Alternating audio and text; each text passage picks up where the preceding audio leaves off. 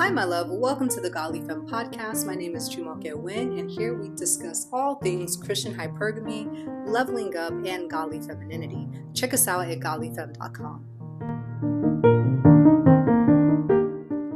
So, how much should a man provide? Now, I don't want you to get this impression that you have to marry a millionaire in order to be hypergamous, even to be a stay-at-home wife, homemaker, a stay-at-home mom. You don't need to marry someone who's a millionaire. But I do think that there's some necessary things that a man should provide in order for you to have the rest and the security within marriage that you need as a woman, as you get older, as you have children, as you want to raise kids, you want to keep the home. So I do think that there's some things that a man has to be able to provide. Now, the way I want you to think about this is when it comes to Christian hypergamy, consider your husband's salary or whatever he's bringing home as the base pay, and whatever, if you bring anything home, is commission. There's this idea that because, you are, hypergamous, like you don't make any money, you don't touch money, you're financially illiterate. You don't have to be dumb and broke to be hypergamous. I keep telling these young women this. There's a difference between being a trad wife and a biblical wife, okay? This idea that women just don't work and they live a life of leisure is not biblical, all right? Everybody's supposed to work. Heck, Eve was created to help Adam work in the garden, all right? So, even when we come to the Proverbs 31 woman, she made money. There are women in the Bible who made money. Lydia in the New Testament, she was a dealer of purple. And it's implied, it doesn't say explicitly, but I think it's implied that she was single. Right now, I don't know why she is. I don't know how she came into this money, but purple was very expensive back then. So she was making a lot of money and she had her own home. I don't know why. I don't know if she was a widow. The Bible doesn't say. I just know that it's not a sin for a woman to make money, and we shouldn't push this type of image that women don't do anything. But in the Word of God, it is implied that as a woman, your first marching orders are your family and your home. All right. And women are not able to raise godly children. They're not able to keep the home like Titus 2 encourages young women to do, simply because they have the burden of financial responsibility. That's the issue. So when you are dating and vetting men and let's say you want to be hypergamous, there's a few things that a man should provide. One, shelter. Okay. So does this man have his own place? Now, shelter doesn't necessarily mean a 5-6 bedroom house in the Hamptons, or not Hamptons, in Beverly Hills, okay? It's just, can he provide a sense of shelter?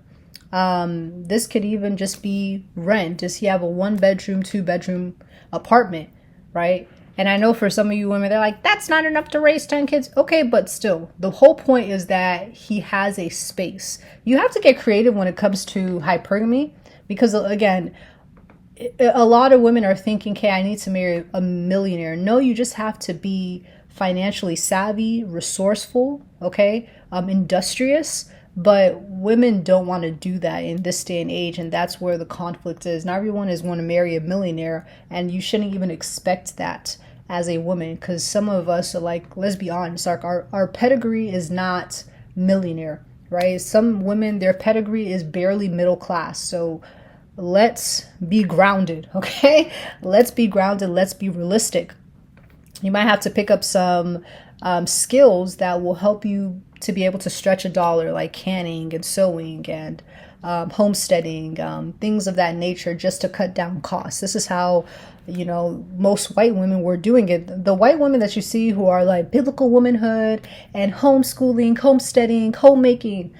This is the reason why I revamped Godly Femme, because that type of imagery it doesn't resonate with urban women, with Black women, urban women, women of lower socioeconomic status. So it seems very not accessible, but it doesn't mean that this is not how we should, vet men and the type of vision for our lives we should aspire to. But let me get back to what men are supposed to, not supposed to, but ideally provide. So like I said, shelter.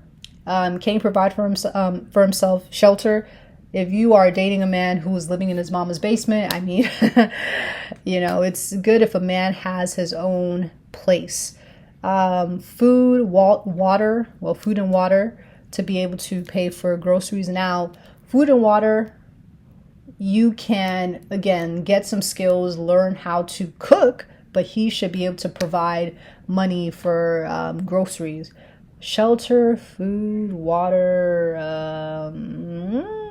Okay, and then I would say, clothing. But we're not talking about Gucci, Louis Vuitton, things like that, but just basic clothes on your back and on his subsequent children's backs. And I would say this is a bonus, but I do think this is very important, especially in the United States, if he can provide healthcare. Healthcare is not free in the US, and it is super expensive to even just to have a child. Like, I had my first kid, and again, thank God my husband has insurance, but even with insurance, we had to come out of pocket thousands of dollars just to have one child, okay? And this was no C-section, like everything was normal vaginal delivery. So, a man should be able to at least cover insurance, because what if something happens to you, you need to go to the ER, right? A man should be able to cover insurance. Now, that's the base.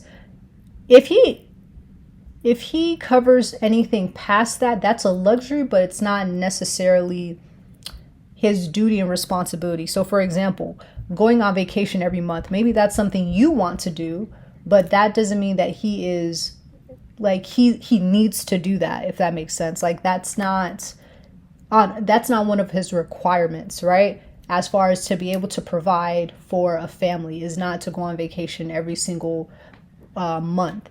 Now, if you are bringing in something home, maybe you are working part-time, you're doing work from home, maybe you have a business, then okay, sure, not yours, because it's both of your money, because you guys are in one household, one flesh, but whatever you're bringing into the family, I do think that, again, that's commission. That's for the luxury things. That's for, we want to go on vacation. We want a new this. We want a new that. Whatever it is that you may want that your husband may not be able to provide, well, then sure, you can do that. But I do believe that, again, what's more wise is if you're looking at your salary as commission and not living off of two incomes. Because if you're living off of two incomes, the moment that you want to step away for whatever reason, you want to, hey, I want to raise kids now, or I need my maternity leave, or I want to work less hours because I want to be present for our children, then what? Then your lifestyle starts to become extremely altered because you were living on two incomes. So I think it's wiser that you live on your husband's income. Let your husband provide clothing, shelter, food, water, and hopefully insurance. And then if you wanted to bring home anything, maybe you wanted to do some hair, you wanted to braid some hair on the side, you wanted to have a small business on the side, then that could be commission, but that's not necessarily what you both are living on. So hopefully this gave some understanding. Let me know what you think, and I'll speak to you later. Bye. Thank you so much for listening to the Godly Femme podcast. If you would like more help in your femininity journey, make sure that you do sign up for our 7-day Godly Femininity Challenge, and also that you join our free Facebook mentorship group, Black Hypergamous Christian Women. All the details are in the description.